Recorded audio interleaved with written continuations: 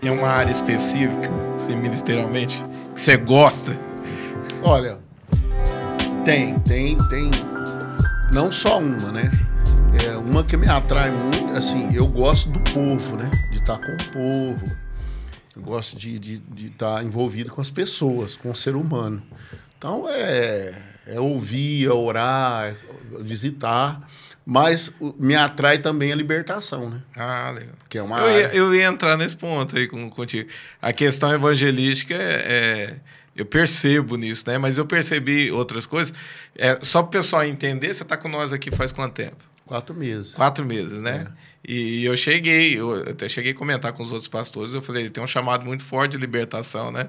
Na questão de quando você vai pôr a mão, acontece alguma coisa, né? Ali, eu ia entrar nesse ponto, na questão de libertação. É algo que você já exercia, tinha um trabalho com libertação, algo do tipo, ou é algo que você percebe que está crescendo e Deus está te conduzindo a isso? Não, assim, eu já estudei, né, essa área, porque me atraía. Lá atrás, quando era jovem ainda, né, me atraía. E aí eu comecei a estudar, ir atrás, livro em cima de livro, estudando, né, buscando. E eu fui aprendendo. E aí eu comecei esse trabalho ali em Batatais, de libertação. Então, fiz muitas já libertações, assim, quebra de maldição, né, as renúncia ali, eu fiz esse trabalho. Aí depois, quando eu fui para a Fonte da Vida, eu lá em Araraquara, quando eu estava lá em Araraquara, eu desenvolvi um trabalho lá. Assim, tipo assim, eu montei uma equipe de pastores, né, que estavam comigo de intercessão, e nós começamos a fazer trabalhos assim em igrejas da Fonte da Vida. Tipo assim, eu estava em Araraquara, aí tinha algumas igrejas que estavam debaixo do nosso ministério ali, debaixo da minha coordenação. Então, tinha Severine aqui, perto de Olímpia, Monte Azul Paulista, tinha Matão, tinha Américo Brasiliense. Então, nós começamos a fazer trabalho nessas igrejas. Então, a gente ia um final de semana lá e fazia um trabalho com a igreja de libertação, né? Trazia uma mensagem ali e fazia as renúncias. Então, era um trabalho mesmo, aquele... um trabalho muito forte. Então, e você chegou a pegar a situação que te deu trabalho? Vixe, questão de libertação? Muitas experiências bonitas, assim, sabe? Uma vez nós pegamos uma lá em Araraquara, de uma mulher, quando ela foi para a igreja, ela tinha sido de uma igreja evangélica, né? Quando ela foi para a nossa igreja lá, anteriormente, antes dessa igreja que ela foi, ela tinha sido mãe de santo e a filha dela é filha de santo. Então, estavam as duas lá na igreja.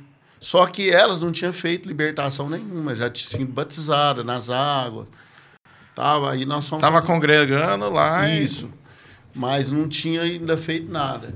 E a filha dela, a filha dela estava com câncer no útero, né? E aí a gente estava orando um dia lá, um outro pastor que estava comigo lá também. Deus mostrou que, na verdade, não era um câncer, né? Era uma doença que o Exu Caveira tinha colocado nela. Era algo espiritual. Era algo espiritual. Aí nós pegamos e fomos fazer a libertação com ela. Assim que nós acabamos de fazer a libertação, nós mandamos ela ir no médico fazer exame. Não tinha mais nada. Sumiu. Né? Então, ali no trabalho que a gente fez, ele falou o que ele fez, tudo certinho. Ela chegou a ficar possessa ficou e possessa. Ele começou a falar ali que foi ele que tinha colocado nela. Ele falou assim, foi feito um trabalho assim, né? E essa pessoa usou o meu punhal para fazer um trabalho assim. Então, eu entrei com a doença. Olha só. Para matar ela, entendeu? Ela foi oferecida, então eu entrei com a doença. Então, assim, aí se você vê ela contar lá. E é interessante que a libertação dessa menina, da filha de santo, né? Que foi ela que estava com câncer. A mãe era mãe de santo, e tinha ela que era filha de santo, que é aquela que fica... alimentando os santos. Faz a preparação ali, E faz o trabalho ali dentro. E alimenta os santos lá, põe as oferendas, né? E aí ela contou pra gente as experiências dela lá, né? E como que o inimigo agia na vida dela, né? E aí como que a doença entrou. E aí a gente orou, quebrou aquilo ali, o demônio foi embora. E ela foi liberta daquele mal, né? Nunca mais voltou aquela doença. Eu falo que o trabalho de libertação é muito importante dentro da igreja, né? Muito importante. E você chegou assim passar, você mexeu com libertação, com certeza, né? Você chegou a lidar com retaliação assim do inimigo por conta de um processo assim? Tem alguma coisa assim que você pode falar pra gente? Porque as pessoas não entendem isso, né? A gente tá num campo de batalha, a gente tá numa guerra, né? E mexer com o inimigo a gente sabe, né? O inimigo vai ficar furioso, vai querer trazer as retaliações. Teve algo parecido contigo? Assim, teve muitas coisas, né? Mas a questão essa área, eu falo assim, que eu amadureci muito, né, com o tempo, mas essa área, a gente era muito imaturo também. Muito imaturo na época, né? Assim, vai conhecendo na prática, né? Vai conhecendo na prática. Então, a gente apanha muito, né? Sim. Porque a gente tem que ter uma vida no altar constante, né? De consagração. De consagração, uma vida sacerdotal mesmo, né? Que o fogo não pode apagar, né? Não pode faltar óleo, que senão o inimigo vem e arrebenta com a gente, né? Sim. Então, assim, eu já passei algumas perseguição, né? Eu lembro uma vez que eu estava passando num lugar assim, e de repente, do nada, assim, eu estava chegando em casa, do nada eu olho para trás, um cachorro dessa altura, assim, preto. Ele apareceu do nada. E ele arreganhou os dentes, assim, veio com tudo para me pegar na perna. Do nada, ele apareceu, virou uma esquina e veio com tudo. Eu falei, te repreendo, Satanás. Ele deu aquele grito assim, aquele grito de cachorro latido assim, saiu correndo. Ele estava endemoniado, o diabo entrou nele para me pegar. Eu passei por algo parecido. Para me pegar, para me morder, entendeu? E aí, então, esse tipo de coisa às vezes acontecia, né? E aquela coisa, né? Lidar com libertação, a gente acha que só a questão que nem nesse caso, né? Do demônio vir, usar um cachorro, né? Porque as pessoas pegam e falam assim, acontece, olha, é claro, né? A Bíblia fala na questão ali de Jesus, quando ele expulsa o demônio do Gadareno ali, né? Eles vão tudo pros porcos, né? Então os demônios entram, né? Mas o interessante é que o inimigo não faz só isso, ele cria situações, né? Meu Deus. Situações no trabalho, situações dentro da igreja, questão de retaliação de enfermidades, né? E às vezes a gente sentir alguma coisa no nosso corpo, ou ficar doente por conta dessa... Eu acho que isso é importante falar. Por isso que é importante a questão da consagração, né? A gente se preparar antes e o depois, né? E outro também, tem uma coisa, essa área eu não aconselho ninguém a entrar sem realmente entender o que é consagração. E tá? Por quê? Porque é uma área assim que o inimigo ele sempre vai olhar aonde você tem uma fraqueza. Exato. É naquela fraqueza sua. Naquela fraqueza, se você realmente não foi liberto, você vai retornar tudo aquilo de novo. Eu conheço pessoas nessa área que trabalham nessa área, hoje está no mundo de novo, pior do que estava antes. E bate em cima das mesmas áreas, né? Das mesmas áreas. Um pouco a pessoa tinha problema com bebida, ele vai atingir ali. Problema com droga, vai atingir ali, né? Vai voltar questão na área sexual, vai atingir naquela área. Vai voltar naquela área. Então, é uma área que é mais profundo isso. A pessoa que vai mexer nessa área... Por isso que eu até conversei com o pastor Jefferson, né? A gente acompanha lá o apóstolo Éder, porque o objetivo dele não é a igreja, o objetivo dele é realmente as pessoas que trabalham nessa área, de edificar essas pessoas. Auxiliar elas. Mostrar a respeito do tempo, né? Porque existe um tempo onde o inimigo trabalha de uma forma, existe uma outra estação de tempo que ele trabalha de outra forma. Exatamente. Então, essa questão da atmosfera, né? A ação no mundo espiritual, a atmosfera o momento, as influências, as frequências que o inimigo lança na mente das pessoas, nas emoções, né? Esses dias eu estava até brincando com a minha esposa lá, né? Eu estava falando para ela, olha como é que a atmosfera mudou. Eu falei para ela, hoje, falei para ela, você percebeu que os filmes mudaram? A gente começa a perceber isso. Eu falei, por quê? Os filmes agora estão falando muito sobre água. Você percebeu? Verdade. É verdade. Né? Entrou aquele filme lá do como é que chama lá? Gente, lançou agora lá fugiu agora o nome do filme. Eles colocaram o filme agora nas águas, para entrar nas águas. Aquele... Tem a questão do Aquaman lá, né? Também. Tem o Aquaman, tem o... esqueci o nome. Agora me fugiu o nome. Também eu sei o que você está falando. Você sabe o que é. Então, tem uns filmes agora que estão pendendo para esse lado. Mas aí, esses dias eu estava vendo uma ministração que eu achei interessante, né? A água, essa questão das águas, se você... Existe um som, eu estava falando sobre som agora mesmo aqui. Se você entrar na água, você não ouve o som. Verdade. Não é verdade? Então, a atmosfera está mudando para esse sistema da água. Por quê? Para tampar o som. Que som? Esse som que é o som dos últimos dias. É o som da volta de Jesus. Entendeu? Eu acho que eu assisti um filme recente também da Marvel, acho que é o Pantera Negra. Isso. Que é esse que você está falando, esse também. Que aí a guerra agora entre eles ali é com outro adversário, e esse adversário ele é mais forte, e ele age nas águas, né? Ele tem todo o controle por baixo. Exatamente. Então, eu estou dando essa pontinha aqui só para a gente entender que é muito complexo esse negócio do mundo espiritual. Então, a pessoa que vai trabalhar nessa área... E as pessoas, acham, de repente, acham que é uma bobeira, né? A gente tá falando esse tipo de coisa. Mas tem, né? Tem a questão, por exemplo, de um tempo trabalha nos ares, né? Outro tempo trabalha nas águas, né? Isso. E isso tudo tem uma resposta ali também. Esses filmes têm muita coisa místico ali, embutido ali no meio, né? Como se fosse uma mensagem sendo passada, né? Exatamente. E se as pessoas não discernirem, vai achar que é um filme normal. E a gente, o reino de Deus, ele anda pelo som, né? O som que o chamado vai ser o som do chofar, né? Da trombeta, que vai chamar os seus filhos, né? A igreja. Proclamando, né?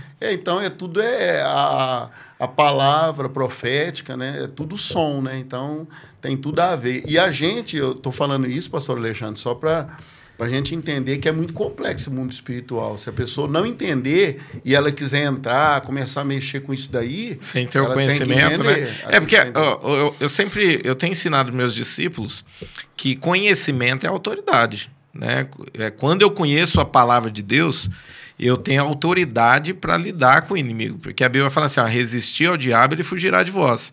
Você resiste na palavra. Jesus existiu ali no deserto, ali, usando a palavra, e o inimigo, ele fez o que fez, mostrando todo o seu poder, transportando Jesus de um lado para o outro, né? Jesus existiu ali a ele e ele fugiu. A questão da autoridade está ligada ao conhecimento, né? Você ter um conhecimento sobre o mundo espiritual. Por exemplo, eu já cheguei a lidar com situações onde eu cheguei no lugar que me mandaram me chamar, né? Eu cheguei, a pessoa estava possessa e estava dando muito trabalho. Na hora que eu cheguei, a pessoa se levantou, a pessoa estava endemoniada ali, andando no chão que nem cobre, né? A pessoa se levantou, sentou na cadeira, cruzou as pernas, né? O demônio que estava nela. Ele olhou para mim e falou assim, eu não vou sair dela. Mas ele já me conhecia, né? E ali eu entendi o que eu tinha que fazer, né? Que tinha algo que estava na mão dele, eu precisava tirar isso, né? Decretos ali, de repente situações que foram feitas contra aquela pessoa, né? E eu lembro que de início logo eu perguntei, falei, por que você não vai sair? Falou, porque foi feito um trabalho lá no cemitério tal, com isso, aquilo outro tal. Foi feito e eu tô aqui por conta disso, eu não vou sair. E eu lembro que eu orei e falei assim, então tá bom. Eu falei, Deus, envia um anjo lá agora e vai destruindo esse trabalho agora. Não tiver, vai derramando o teu fogo. E ele já começou a ficar perturbado ali e eu consegui ter entrada, porque o demônio não queria sair da pessoa. Aí a pessoa veio, né, ficou lúcida, eu conversei. A pessoa começou a mentir, né, tentando esconder uma situação. Ela já começou a engrossar a voz. Ele falou, ele tá voltando. Ele voltou rindo e falando, tá vendo? ela é minha cavala. Ela tá mentindo. E eu falei, sai dela de novo, agora eu vou voltar a conversar com ela. E ele saiu. Na hora que eu consegui identificar tudo e fazer ela cancelar, porque as pessoas não entendem, né? A questão que tem o poder de quando você renuncia, né? E ela renunciou todos esses demônios, tudo que ela também tinha feito, os pecados dela, ela foi liberta, né? Então, a questão de você conhecer, ter o conhecimento sobre o mundo espiritual, saber lidar com isso é muito importante, né? E tem as estratégias também, né? Você tem que ter uns princípios que você tem que seguir, né? Porque, por exemplo, você não pode assumir, ir atrás de uma situação dessa sozinho, você tem que ter uma cobertura espiritual, né? Que é a intercessão, que é muito importante. Uma pessoa, geralmente, quando a gente vai convidado por alguém, você não vai sozinho, não pode ir sozinho, né? A própria Jesus disse, né? Que a gente não poderia andar sozinho, né? Eu lembro de uma situação de pessoas assim que visitavam